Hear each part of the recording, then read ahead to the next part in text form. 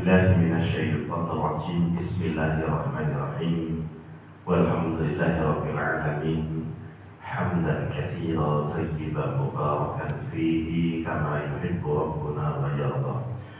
وأشهد أن لا إله إلا الله وأشهد أن محمدا عبده ورسوله لا نبي بعده. صلوات الله وسلامه عليه وعلى أزواجه من أمهات المؤمنين وعلى آله الطيبين وعلى أصحابه المرضيين وعلى من اتبعه بإحسان إلى يوم الدين. أما بعد، أيها الحاضرون، اتقوا الله حق تقاته ولا تموتن إلا وأنتم مسلمون. فيا أيها الناس، اتقوا ربكم الذي خلقكم من نفس واحدة وخلق منها زوجها وبث منهما رجالا كثيرا ونساء. فاتقوا الله الذي تساءلون به والأرحام إن الله كان عليكم رقيبا. واعلموا أيها الحاضرون أن أصدق الحديث كتاب الله وخير الهدى هدى نبينا محمد صلى الله عليه وسلم وشر الأمور محدثاتها فإن كل محدثة بدعة وكل بدعة ضلالة وكل ضلالة في النار. بسم الله والحمد لله. Jamaah Sabilul Muttaqin, azakumullah, kita dipertemukan lagi oleh Allah Subhanahu wa Ta'ala pada Syawal di masjid kita tercinta ini untuk melanjutkan kesepakatan kita menghabiskan membaca kitab Dhahiratul Iman yang pada malam hari ini insyaallah sampai halaman atau sahifah 38 bawah. Ini saya ulang, saya review mulai atas.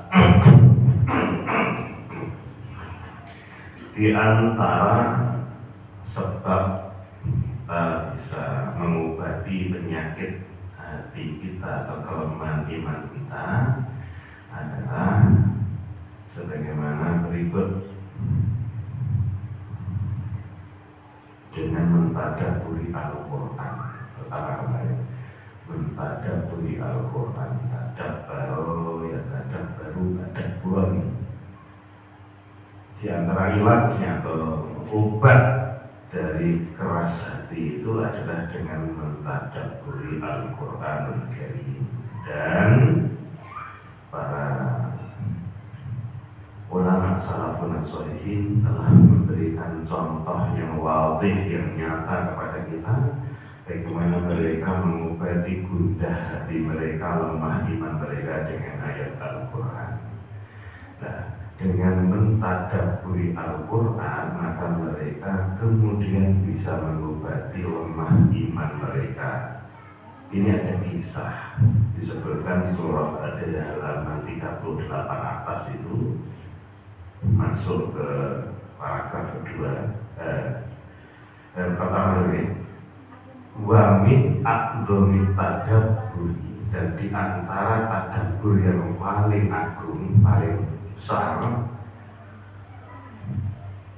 tadabbur amsalil Qur'ani, kita mentadabburi contoh-contoh di dalam ayat-ayat Al-Quran. Jadi ayat-ayat Al-Quran itu kan ada contoh-contohnya. Bahkan Allah kadang-kadang langsung menyebut dengan permisalan. Surah Al-Baqarah ayat 25 insyaallah. Wa daraballahu masalan, bukan Al-Baqarah 25 yang innallaha la yastahi ayyadriba masalan ma ta'udatan wa ma. Ayat riba masalah, doroba masalah, memberikan perumpamaan. Dan dari perumpamaan itu akhirnya kita bisa mengambil hikmah atau pelajaran. Nah, di sini disebutkan juga di dalam surah yang lain, wa yadribullahu al-amsal lin-nasi la'allahum yatadhakkarun. Wa tilkal amsalu nadribuha lin-nas, dan contoh-contoh permisalan-permisalan itu diberikan oleh Allah bagi seluruh manusia la'allahum yatafakkarun. Semoga mereka bisa berpikir, mengambil buah pikiran yang dicontohkan oleh Al-Quran tadi. Semuanya, bahkan yang mengambil hikmahnya tidak cuma orang beriman. Orang-orang non-muslim itu banyak yang idenya keluar untuk urusan keduniaan mereka dari ayat Al-Quran. Tadi saya berangkat ke sini sambil minta ini waktu maghrib saya nyetar radio Bayangkara. Nanti azannya saja. Itu ada diungkapkan itu salah satu kisah bahwa penemu ini kamera itu ternyata namanya Al-Haythami. Al-Haythami itu diutak-atik kemudian ternyata mereka istinbati dari Al-Quran. Kalau lama kita kemudian dikembangkan baru oleh orang barat yang non mukmin. Nah, itu berarti mengambil ibrah dari keterangan Al-Quran. Nah, ini contohkan berikutnya, tafakkaro ahadus salafi, telah berpikir merenung ya salah seorang ulama salaf. Entah ini golongan siapa nanti kita lihat di bawah. Marotan pada suatu waktu fi masalin min amsalil Al-Quran. Di misalnya juga bisa dalam satu contoh dari contoh-contoh yang diberikan dalam ayat Al-Quran. Falam yatabayyan, dan dia belum bisa mengambil pelajaran, mengambil ibrah dari salah satu ayat Quran yang dia ingin pahami itu. Falam yatabayyan lahu makna faja'ala yabki, maka membuat dia itu menangis. Merenungkan ayat Al-Quran, dia baca tidak tahu contoh itu untuk apa, menangis ini ulama salaf kita ini. Fasu'ila mayukika, kemudian ditanya oleh sekitarnya, kok nangis, kenapa engkau menangis? Faqala, dia berkata, Inna Allah Azza wa Jalla yaqulu, sesungguhnya Allah Azza wa Jalla berfirman, wa tilkal amsalu nadribuha linnasi wa ma yaqiluha illa al-'alimun. Dan itulah permisalan-permisalan, perumpamaan-perumpamaan, contoh-contoh yang diberikan oleh Allah di dalam Al-Quran, diberikan contoh-contoh itu linnas, untuk manusia semuanya. Wa ma yaqiluha, dan tidaklah bisa berpikir, mengambil buah pikiran, mengambil hikmah, mengambil ibrah daripadanya illa al-'alimun, kecuali orang-orang yang alim, para ulama. Dalam surah Al-Ankabut ayat 43. Wa ana lam aqilul masal, padahal yang tadi saya ulang-ulang saya belum paham, tidak memahami permisalan itu apa, ibrahnya apa. Kata ulama salaf kita tadi, falastu bi'alimin, maka dari itu aku berarti bukan golongan orang yang minal alimin, bukan alimun saya itu berarti ya.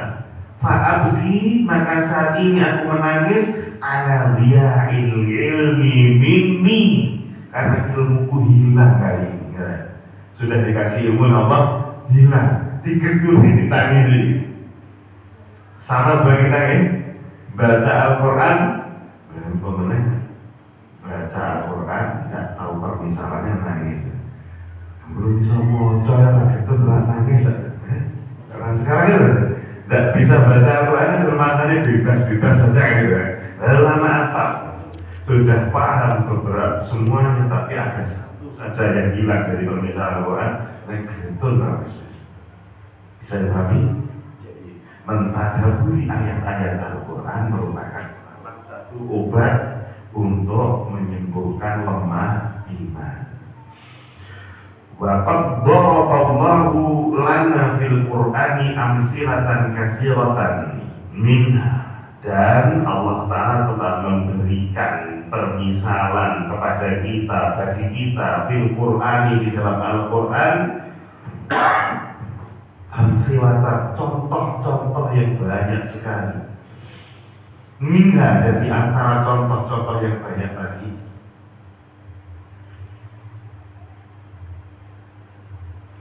masalul ladzis tawqada naron, masal permisalannya mereka itu seperti yang api sing cetek gini. Ada nggak yang namanya bilang gitu kan? Permintaan mereka seperti istauqa janahon, ya. Atau menyalakan api. Wa masalul ladzi yaqifu bima la yasma', seperti yang dipanggilin jagung. Wa masalul habbatil lati abbatat sab'a sanabila. Allah memisalkan sedekah infak itu kan seperti al-habbah, benih. Kenapa benih? Biji-bijian, satu biji benih alat yang mana kalau ditanam ambatat sab'a sanabila akan tumbuh menjadi 7 subulan. Jadi 7. Wa mislul qalbil ladzi yalhas, kemudian permisalan seperti anjing yang senantiasa melet-melet, ya, menjulurkan lidah. Anjing itu kalau kita gusak tahu, kalau melari melet. Nah anjing itu kalau kita tinggalkan juga melet-melet. Anjing itu kalau digusak melari, ya melet-melet. Itu permisalan ternyata barusan tersingkap akhir-akhir ini juga secara ilmiah. Karena salil kalbi ladzi yalhas intatrukul yalhas. Ini ternyata Bapak Ibu diteliti oleh para pakar. Seorang muhandis, engineer dari Suriah, namanya al-muhandis, kalau kita kenal insinyur Abduddin Kahil. Itu pindah ke Saudi dan menjadi peneliti di Saudi, melakukan riset di Saudi bersama para pakar yang lain, termasuk dari Qatar, dan sudah terbit jurnalnya itu menjadi Al-Mawsu'ah Al-Musawwarah lil I'jazil Ilmi lil Qur'anil Karim wa Sunnatul Mutahharah, ensiklopedia bergambar yang menjelaskan kemujizatan ilmiah dari ayat-ayat Al-Quran dan sunnah-sunnah suci Rasulullah Muhammad SAW. Ternyata anjing segawan irik ASU bahasa Jawa itu kalau berada di janin induknya dan itu sudah kalau manusia sudah ditiupkan sudah wujud, maka ketika berada di dalam janin induknya itu sudah melet-melet, Pak. Sekarang ada alat namanya ibu-ibu hamil itu bisa dilihat dengan USG. Anti membawa USG. USG sekarang dipusat-pusat, makanya oser-oser ini kan cara melihatnya. USG itu singkatan dari ultrasonografi. Itu dilihat, dan sekarang ada yang 3 dimensi bisa melet-melet. Ternyata apa fungsinya? Itu fungsinya anjing serta kucing ini dari peliharaan yang baru sempat malam ini. Itu kan pori-porinya ada bulunya. Nah, pori-porinya itu tertutup dengan bulu, sehingga pori-pori yang tidak tertutup dengan bulu untuk mengeluarkan keringat itu kan areanya sedikit saja, dan sekitar hidung ini camarnya kali teracak ini. Nah, sehingga kalau kucing anjing itu panas badannya untuk mengeluarkan keringatnya kalau mau strong, mangap-mangap, melet-melet.